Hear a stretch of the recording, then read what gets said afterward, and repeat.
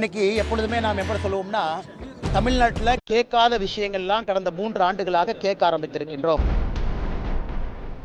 அண்ணா பல்கலைக்கழகம் போன்ற சென்னையில் மோஸ்ட் செக்யூரான ஒரு ஸ்பேஸ். இன்னைக்கு சென்னையில் பாதுகாப்பு இருக்கக்கூடிய மாணவிக்கு தமிழ்நாட்டினுடைய தலைநகரத்தில் மைய புள்ளியில அண்ணா பல்கலைக்கழக வளாகத்திற்குள்ள இது நடக்குதுன்னா, சாதாரண நம்முடைய குழந்தைகளுடைய நிலைமையை நினைச்சு பாருங்க.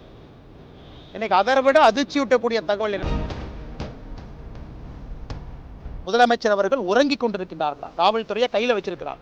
ஆனா இன்னைக்கு எப்பொழுதுமே நாம் எப்படி சொல்லுவோம்னா, தமிழ்நாட்டில் கேட்காத விஷயங்கள்லாம் கடந்த 3 ஆண்டுகளாக கேட்க ஆரம்பித்திருக்கின்றோம். அதாவது கேங் ரேப், நிர்பயா போன்ற ஒரு கேங் ரேப்பை முதல்ல கேள்விப்பட்டோம். பட்டி தொட்டி கிராமத்துல எல்லாம் பாலியல் வன்கொடுமையை கேள்விப்பட ஆரம்பித்தோம். அண்ணா பல்கலைக்கழகம் போன்ற சென்னையில் மோஸ்ட் செக்யூரான ஒரு ஸ்பேஸ். இன்னைக்கு சென்னையில் பாதுகாப்பு இருக்கக்கூடிய ஒரு இடம் அப்படின்னா அண்ணா பல்கலைக்கழகம் நம்ம சொல்கிறோம். இன்னைக்கு அண்ணா பல்கலைக்கழகத்தில் நேற்று இரவு 24ஆம் தேதி இரவு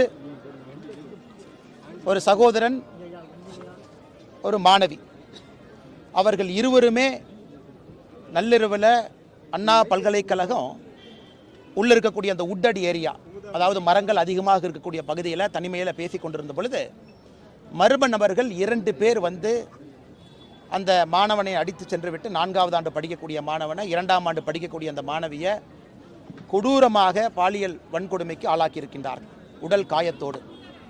தமிழ்நாட்டில் இதுவரை நம்ம கேட்காதிருந்த எல்லா விஷயத்தையும் கேட்க ஆரம்பித்திருக்கின்றோம்னா என்ன அர்த்தங்க? ரத்தம் கொதிக்கிறது. ஒரு மாணவிக்கு தமிழ்நாட்டினுடைய தலைநகரத்தில் மைய புள்ளியில் அண்ணா பல்கலைக்கழக வளாகத்திற்குள்ள இது நடக்குதுன்னா, சாதாரண நம்முடைய குழந்தைகளுடைய நிலைமையை நினைச்சு பாருங்க. இன்னைக்கு அதை விட அதிர்ச்சியூட்டக்கூடிய தகவல் என்னன்னா, அங்க இருக்கக்கூடிய சிசிடிவி பழுதடைந்திருக்கிறது. எந்த சிசிடிவியும் வேலை செய்யல அப்படின்னு இன்னொரு அதிர்ச்சியான தகவலை சொல்றாங்க. மழை பெஞ்சனால அருந்திருக்கிறது. ஆரம்பகால தடவியல் தேவையான இன்வெஸ்டிகேஷன் என்ன பண்ணணுமோ அதற்கே தடையா இருக்கணும். ஆனால் பாரதிய ஜனதா கட்சி இதை வன்மையாக, தமிழக அரசை மிக வன்மையாக, ஸ்ட்ராங்கஸ்ட் பாசிபிள் லாங்குவேஜில் நாங்கள் கண்டிக்கிறோம். முதலமைச்சர் அவர்கள் உறங்கிக் கொண்டிருக்கின்றார்களா? காவல்துறையை கையில் வச்சிருக்கிறாங்க. ஒரு குற்றமும் அடுத்து நடக்கக்கூடிய குற்றத்தை பார்க்கும் பொழுது முன்னால் நடந்த குற்றம் அதிர்ச்சி அளிப்பதா இல்லை. இந்த குற்றத்தை பார்க்கும் பொழுது இதற்கு முன்பு அதிர்ச்சி அளிச்சது அதிர்ச்சி இல்லை. அப்படி ஒன்றொரு குற்றமும் போட்டி போட்டுக்கொண்டு தமிழகத்தில் சட்டம் ஒழுங்கு என்பது செத்துவிட்டது.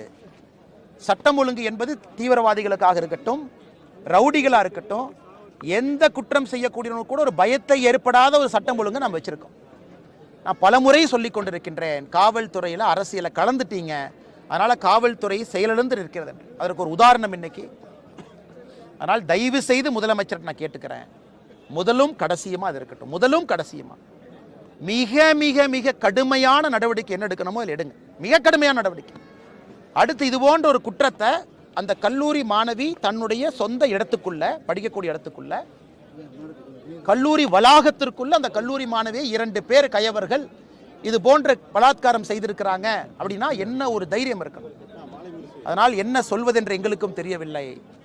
செயலிழந்து இருக்கக்கூடிய தமிழக அரசு இனியாவது கொஞ்சமாவது தலை நிமிர்ந்து நிற்க வேண்டும், காவல்துறைக்கு அதிகாரம் கொடுக்க வேண்டும் என்பது மட்டும்தான் எங்களுடைய ஒரே விருப்பமாக இருக்கிறது. அது நடக்கும் என்று ஆண்டவனை நம்புகின்றோம், வேண்டுகின்றோம். இதுபோன்று முக்கிய நிகழ்வுகள், அரசியல் தகவல்களை ஆழமாகவும் மாறுபட்ட கோணத்திலும் அறிந்து கொள்ள மறக்காமல் உங்கள் IND தமிழ் 24x7 பக்கத்தை பின்பற்றிக் கொள்ளவும்.